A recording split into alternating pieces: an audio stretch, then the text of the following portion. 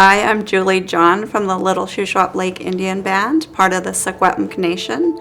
I own Be Inspired Events and Event Planning. I do contracts working with Indigenous communities and organizations, helping them coordinate and facilitate events. I first started doing events. I was hired as an event coordinator. We would bring in speakers, and these speakers would come in and inspire and motivate.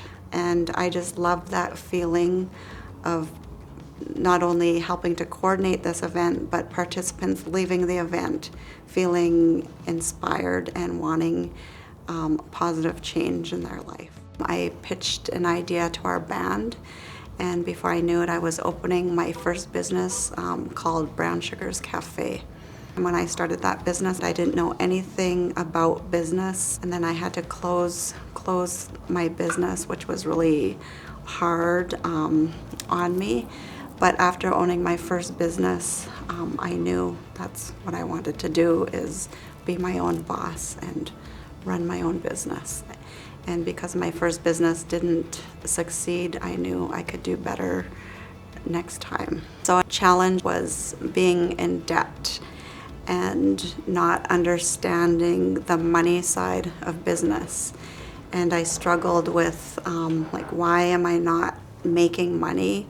Why do I keep struggling? Why can I not make a profit? And I don't know if I heard somebody or I read a book, but they said in order to run a successful business, you have to get your personal financial house in order. So I started reading books and understanding my relationship with money. So I had to learn as an adult new habits, because of the habits that I had that were normal to me were not working. And my message growing up with money is money was to spend. And even as an adult, that's exactly what I did. I would get money and spend it. Even as a business owner, I did not connect and make that connection of I had to reinvest in my business and put my money back into my business in order for it to be successful. I thought as an entrepreneur and business owner that I had to know everything. So I was trying to figure out how to do payroll, how to do remittance, how to deal with all that stuff. And I was afraid to ask for help because I thought if I asked for help that people would know that I didn't know what I was doing and that I would look like a failure. But once I learned how to ask for help, it was a huge weight off of my shoulders.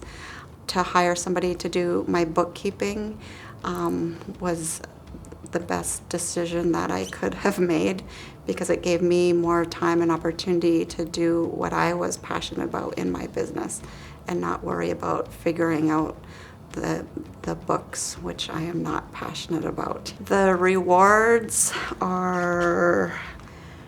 outweigh any challenge.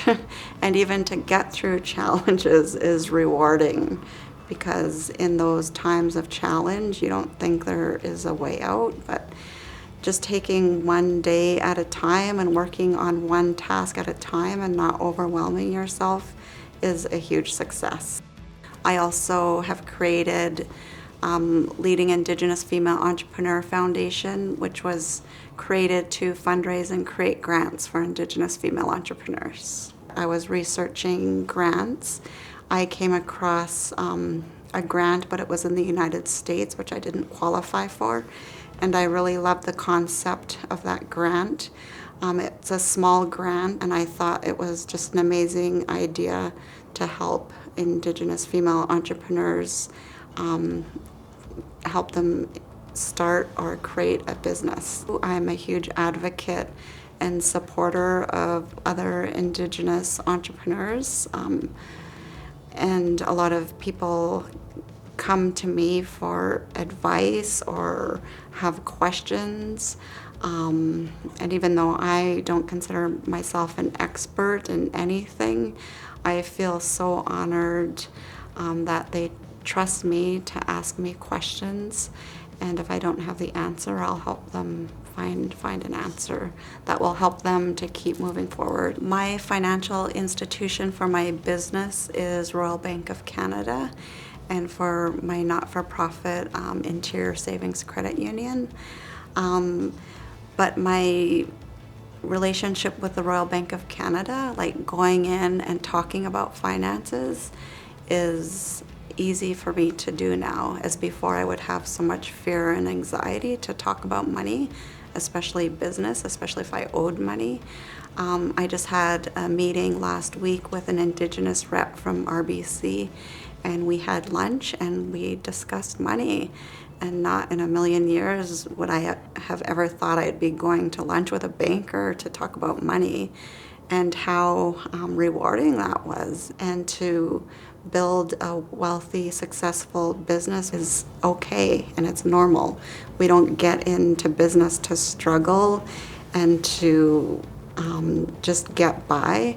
We're all here on this earth to succeed and to help and lift each other up. Dream big, and do not limit your thoughts, do not limit your idea to anybody's expectation. If you have a huge dream and idea, believe that you can do it, and take small steps, set small goals to get you to reach those big goals, and it will happen. It might take a lot of time, but if you stay focused and passionate about what you want to do, you will get there.